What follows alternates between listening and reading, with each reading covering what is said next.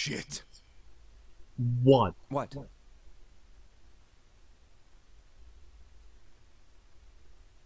What's wrong? Holy shit, this is nuts. What's nuts? I remember Remember what? everything. Everything? Yeah, I remember all of it. Tell us. My memory's back. I remember what happened before I got snatched. What?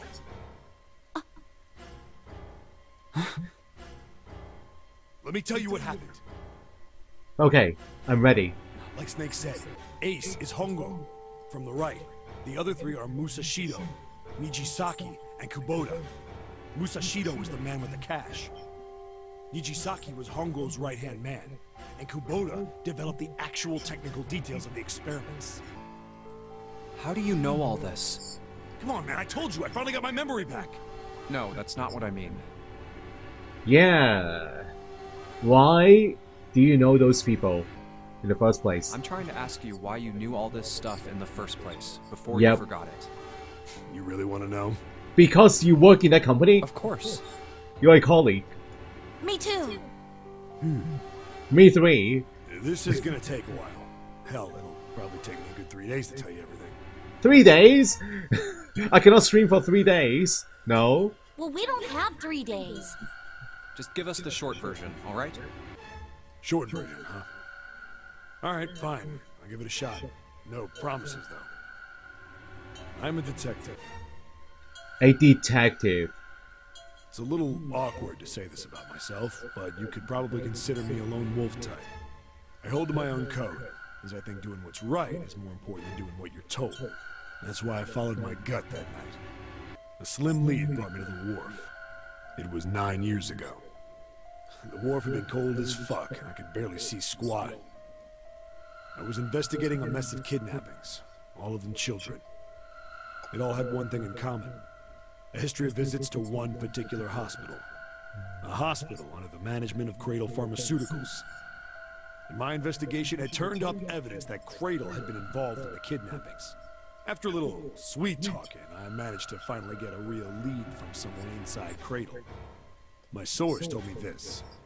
Tonight, a ship is set to take the children to a large passenger liner docked offshore. So I headed to the wharf. From the shadows, I searched the harbor until I found the ship he was talking about. There was a bunch of movement near it. Men in black suits, many of them were carrying large bags. The bags. There was something about the way they moved as they were carried. Guys, we actually know about this already. In the last playthrough, we already heard this story from 7. He already regained his memory back then, just not this playthrough. This is not new. No doubt about it. There were human beings in those bags. I moved before I realized it. I came out of hiding with my gun already in my hand. Don't move. I felt metal touch the back of my head. Drop the gun. I could kill you right now. It'd be easy to get away with it, too.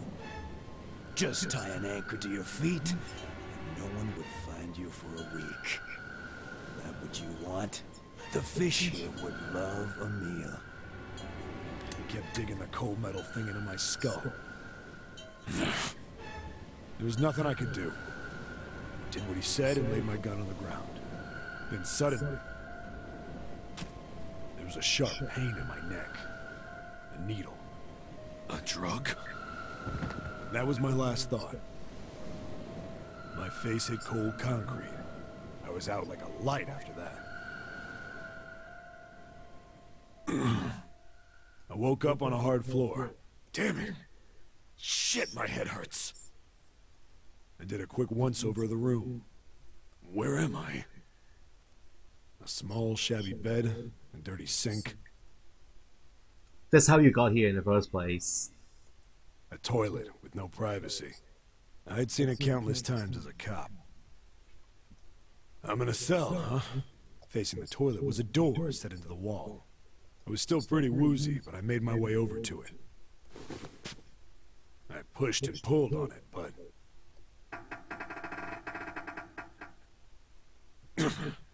it won't open. Yeah, I think we heard this story in our first playthrough of the game, when we were solving this puzzle, this prison puzzle with Seven. Yeah, that's when we heard about it. That's where he regained his memory at first. Not like I expected much else. Would be dumb enough to put me in a cell and leave it unlocked. Threw myself against the door a few times, but it wouldn't budge. I knew it. Hello, Edge. How are you? I gave up and made my way back to the bed, and sat down. I sat there for a very, very long time. Who knows how long. Then, I heard a faint voice.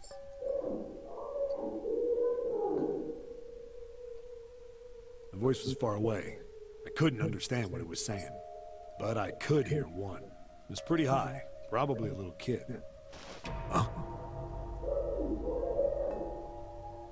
No, it was several. I hear 5, or 6, maybe more.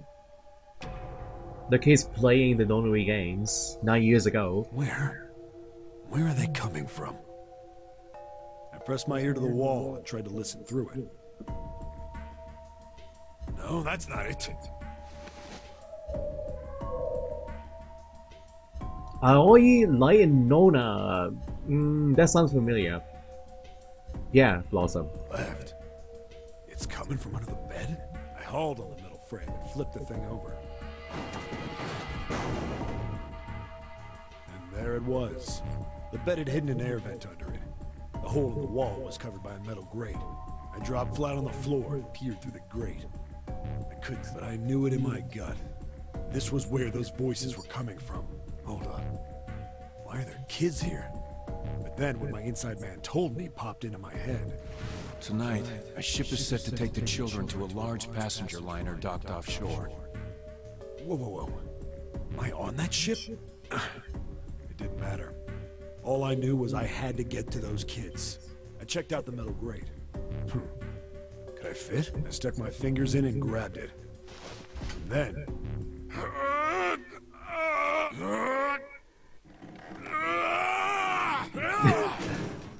When you gotta go, you gotta go. Yeah!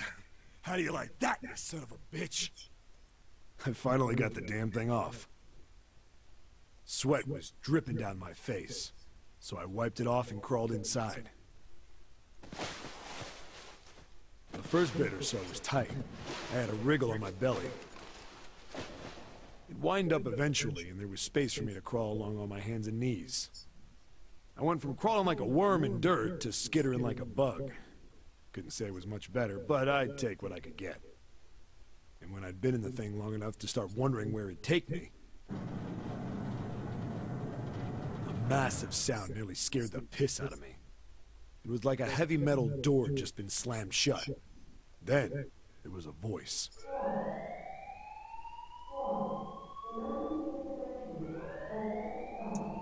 Incineration command?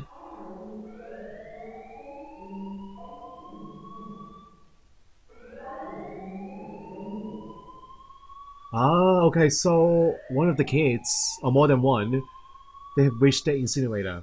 I remember the incinerator. From previously.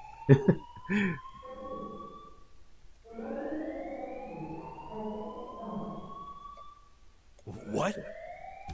I wasn't sure what it meant, but anything with incinerator is bad news. Then, almost as if that was a cue, I heard a mess of young-sounding voices. Oh, maybe the girl died in the incinerator. We know one of the children died in the first test 9 years ago.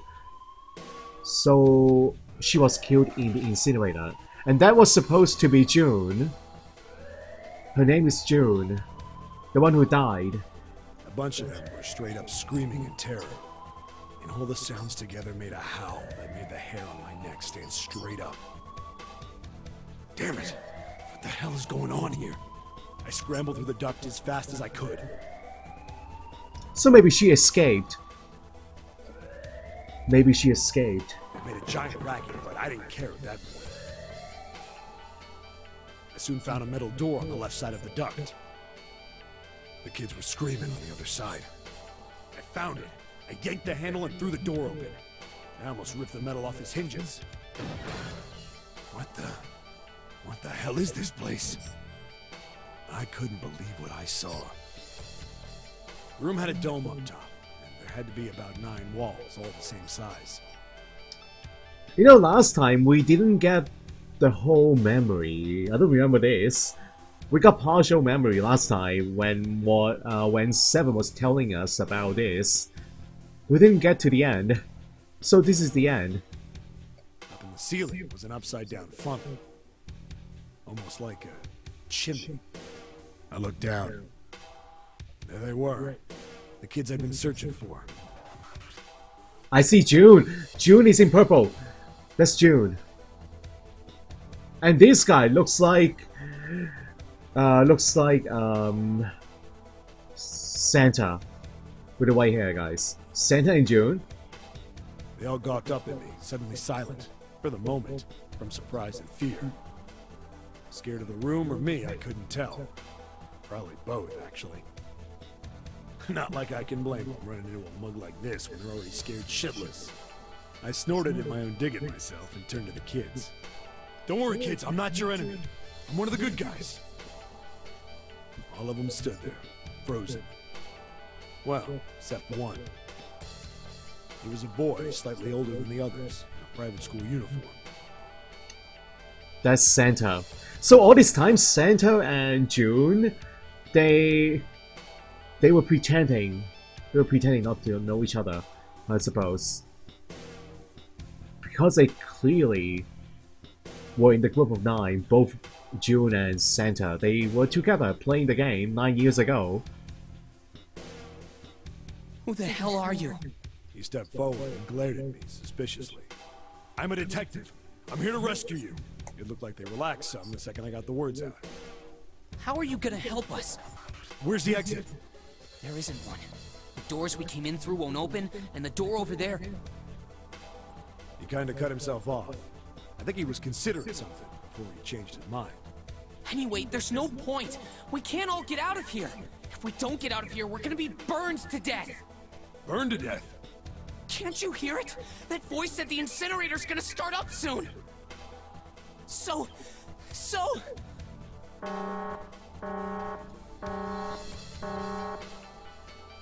The voice spoke again. Incineration will begin in 15 minutes. They only had 15 minutes. I looked back down at the kids. Looks like a good 20 or 30 feet to the floor. No way I could pull them up. Too big of a distance for any of us to reach. What the hell was I gonna do? But then I got an idea. Wait right there! I'm gonna be right back! What? Where is he going? Are you just gonna leave us here? They just got frightened again. I'm not the best at that kind of thing, but I try to reassure them with a smile. Don't worry, alright? I'll be back, I promise. So just stay calm and wait right there. Got it? I didn't wait to hear them respond. There wasn't time. I had to hurry. Well, as fast as I could on his hands and knees. Didn't take me long to get back to my cell. Still no way out of there, but I had a plan. Are there any bed sheets? Bed sheets. When I got it, I dove back into the hole and took off towards the incinerator. Then... Sorry to keep you waiting, guys. I tipped out the doorway and dropped down the rope I brought with me. Back in the cell, I'd torn the bed sheets into strips and tied them together to make a rope. It was sloppy, but it got the job done. Alright, just tie that around yourself, okay? I'll pull you up one at a time. Right. Huh. Wait, something was off. There were more of you before. Where'd the rest of you go? The boy in the uniform answered. I let them go on ahead. We opened the number 9 door and they left. What? You're telling me you opened that door? That's what I said.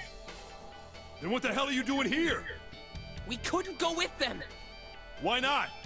Look, the only people who can go through the numbered door... Can you just pull them out first? Come on, pull them up. Stop He talking. was in the middle of explaining when...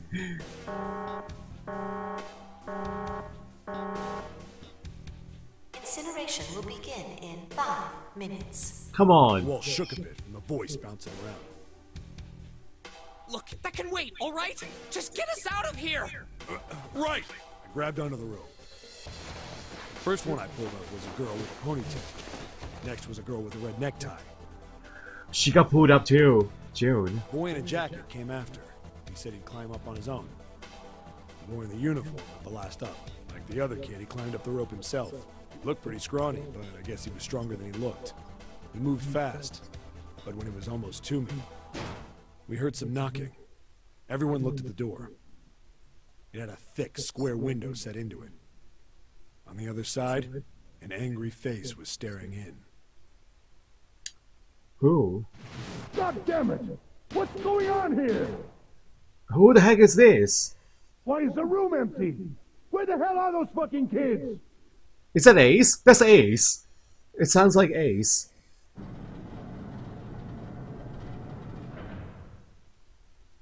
The door opened, and a man stepped in looking half mad with fury. I recognized his face. I saw him many times in photos during my investigation. The man's name was Gintaro Hongo, the CEO of Cradle Pharmaceuticals. Hongo saw the boy hanging from the rope. Yeah! It was like he was an animal. He lunged for the rope. Crazy man. Hurry! I know! The boy in the uniform booked it up the rope. You son of a bitch! Get back here, you little shit! 15 feet. 10. The second I could reach the kid, I grabbed him. I hauled him up and tossed him into the duct behind me. No! No! Hongo had lost it. His face didn't even look human. It was like the bastard pulled off his fake face. He was really a terrifying devil or some kind of damn monster. He's a beast. I quickly reeled in the rope, leaving a furious Hongo yelling at me from the floor. You fucking bastard! You won't get away with this! How dare you compromise this experiment! Experiment? What experiment? Can we just burn him to death in the incinerator? Will begin in 1 minute. Hey, old man! What the hell are you doing? Hurry up! The boy in the uniform was trying to get my attention. I may have thrown a salute in the raging asshole's face before I closed the door behind me. No point to going back to the cell, so we went down the other direction instead. After about 30 feet, we came across another duct on the left. This one was heading down. Everybody nodded and took turns sliding down it. The duct emptied us out into a narrow hallway. There was a door on either side. The one on the left was a normal double door. But the one on the right was familiar. It had black and yellow stripes, and a device next to it on the wall. A plate on it read, Incinerator. Incinerator? Yeah, that's where we were. It was the girl with the red tie who answered me. We were inside an incinerator? Yeah, Hongo might still be there. It looks like it's been shut off, though. Wait, what? If he's still in there? Yeah, that's not good. That meant we better. We gotta get out of here. Go to the other door, hurry!